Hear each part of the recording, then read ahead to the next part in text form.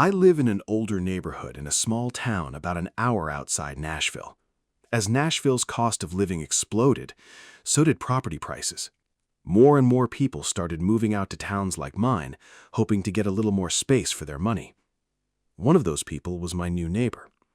He's an aspiring country singer with a big personality, a lot of confidence, and apparently plenty of money.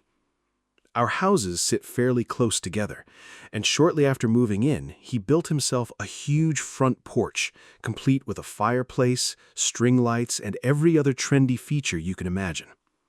The only problem? Two massive white oak trees stood in my yard.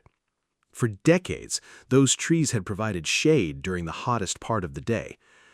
Unfortunately for my neighbor, they also cast a shadow over his brand new porch. He asked me several times if I would consider cutting them down. At first, he simply suggested it. Later, he offered to pay. I refused every time. Those trees had been there long before either of us. They were healthy, beautiful, and they belonged on my property. That should have been the end of the conversation. It wasn't. A few weeks later, I returned home from vacation.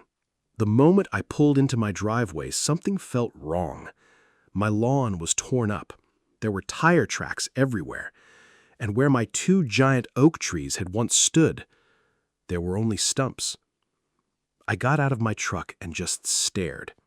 For a few seconds, I honestly couldn't process what I was seeing. The trees were gone.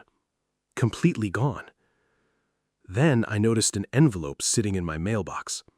Inside was a short letter from my neighbor. According to him, I should expect a payment of $2,000 through a mobile payment app.